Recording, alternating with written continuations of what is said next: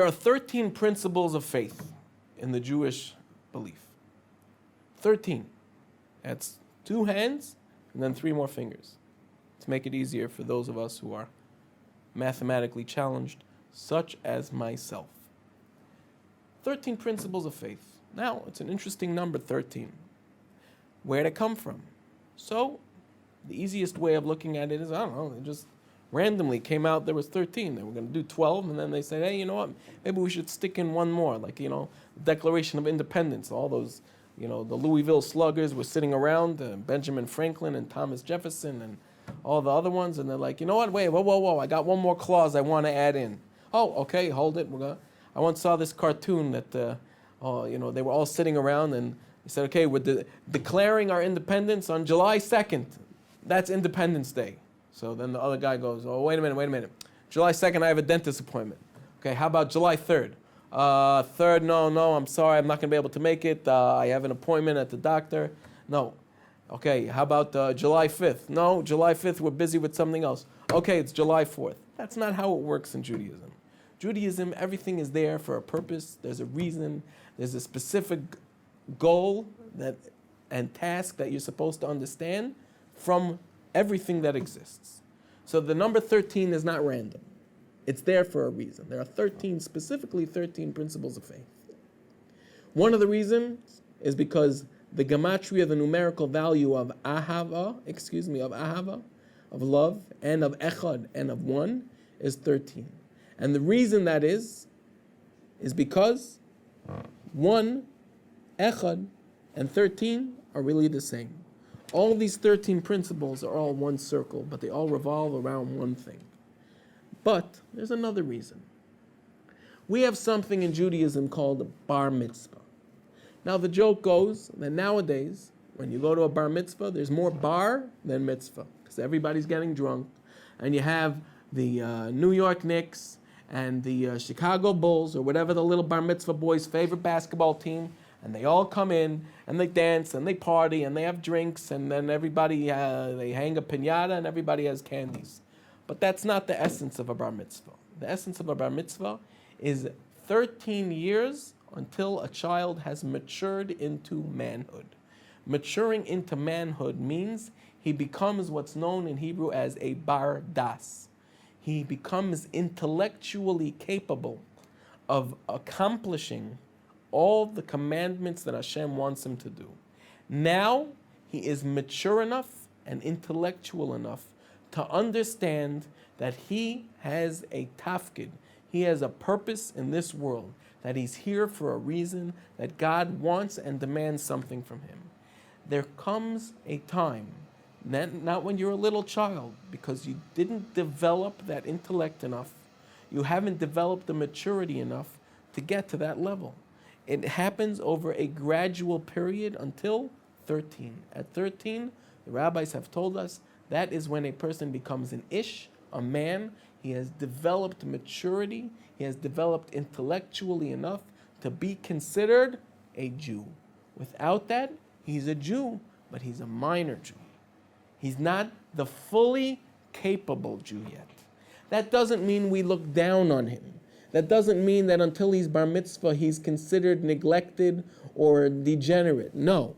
It means that there's a level that a person has to be to reach the ultimate Jew, the ultimate capable Jew. That is called 13. Well, it's the same thing when it comes to our beliefs and our faith. 13 principles make up the man. They make a person with these ideas and with these beliefs. They form and formulate the intellectual, mature Jewish mind, that with them he can be considered the fully capable Jew. Interesting. The Rambam, Maimonides, tells us something interesting. There's a Mishnah. The Mishnah says, Kol Yisrael yesh lahem chelek la'olam haba. Every Jew has a portion in heaven. That doesn't mean you could do whatever you want and say, well, you're kidding. I'm rest assured, I got my place in heaven. You're going to get there and you're going to be a blade of grass. Trust me, it's not worth it. So the Rambam says, every Jew has a place in heaven. And there are those who don't have a place in heaven. And those who don't are the ones who don't believe in the 13 principles of faith. So wait a minute. That doesn't make sense. Every Jew has a place, but there are some who don't. But every Jew has a place. Is it every Jew or not? Every Jew, Yisrael, has a place. If you don't believe in the 13 principles of faith, then you're not a Yisrael.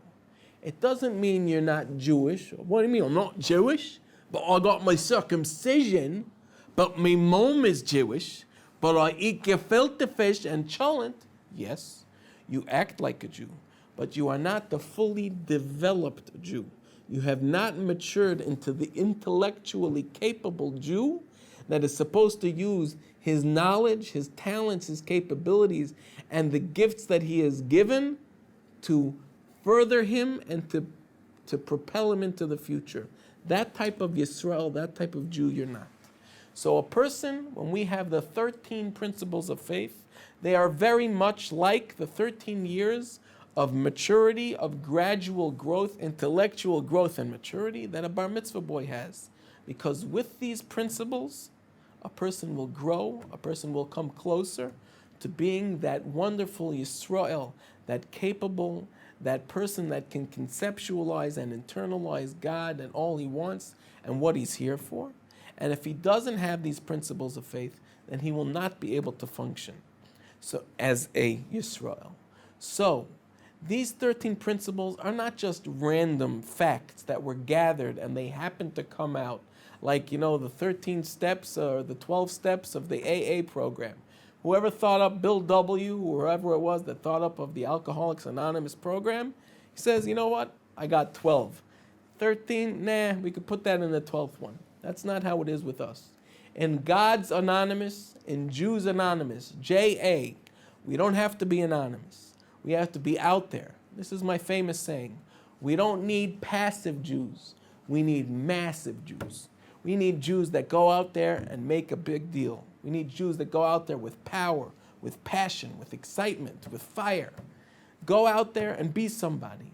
That Jew, that passionate Jew, that massive Jew, is specifically when a person has reached a certain level of maturity.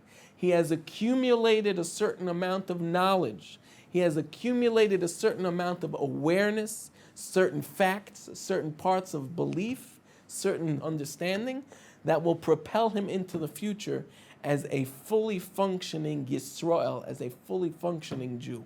This is the goal that we are headed to.